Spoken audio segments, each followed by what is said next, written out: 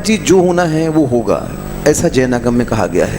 फिर भाग्य और कर्म क्या करते हैं? कहाँ लिखा है तो बताओ। मैं तो पढ़ के पूरी जिंदगी निकाल दी। दीपायन मुनि के माध्यम से द्वारिका जलनी जो थी, महाराज होना जी है की वो जली। होगा, ये शब्द बताओ कहाँ लिखा है। मात कार्तिक अनुप्रेक्षा में धर्मानुप्रेक्षा के अंदर 4 गाथाएं आई हैं। नियति वो भी कब कही गई हैं? जब व्यक्ति धर्म को छोड़ करके मिथ्यात्व की तरफ जा रहा था, तब कहा गया, हे भोले प्राणी, क्यों धर्म का नाश कर रहा है? जिस समय जैसा होना है वैसा होगा। वो भी सांत्वना के लिए दी गई, मरने के पहले नहीं, मरने के बाद। जैसे अपन मरने के बाद कहते ना, भैया रोने से क्या फायदा, ऐसा ही होना था। अब मरने के पहले कह दो डॉक्टर के पास जा रहा है, बोले भाई काय को डॉक्टर के पास जाना है, जो होना है सो होगा। बोलो, ये शब्द मरने के पहले कहना ठीक है कि मरने के बाद? मरने के बाद कहना ठीक है, मरने के पहले नहीं। जिस समय जो होना है वो होगा, वो उस समय कहा है जब व्यक्ति धर्म को भी छोड़ने को तैयार हो गया। बाकी तो मुझे पूरे आगम में पुरुषार्थ लिखा। कार्तिक अनुप्रेक्षा की 4 गाथाएं छोड़ दो, 450 पौने 500 गाथाएं हैं। बाकी सैकड़ों गाथाओं में पुरुषार्थ, समय सार पूरा, कर्म कानून पूरा पुरुषार्थ, सब जगह लिखा। अभी कुंद कुंद भगवान कहते हैं, राग मत करो, अध्यवसाय भाव मत करो। अध्यवसाय किसका कारण है? वंद का कारण है। कहाँ लिखा है जो होना है होगा?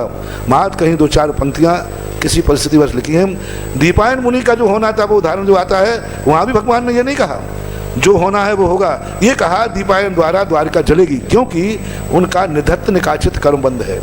द्वारका में रहने वाले जीवों को दीपायन मुनि ने पूर्व भाव में सामूहिक आग लगाई थी, जैसे पूरे नगर में आग लगा दी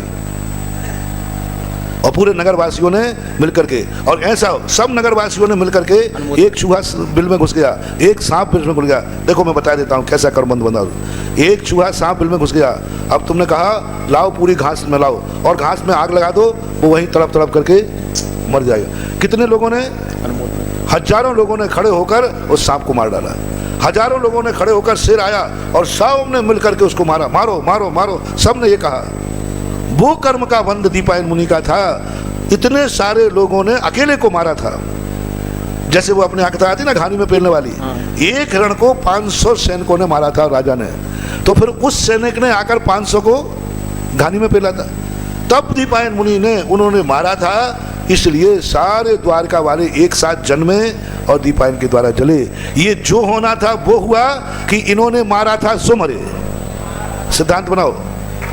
मैंने तो उस कहानी में कहीं भी नहीं लिखा जो होना है सो होगा। मैंने तो ये पढ़ा वहाँ, जैसा किया था वैसा उनको फल मिला, जो करोगे वो भरोगे। उस कहानी में यही शिक्षा मिली, जो करोगे वो भरोगे, जो होना है वो होगा, ऐसा उस कहानी में कहीं नहीं लिखा।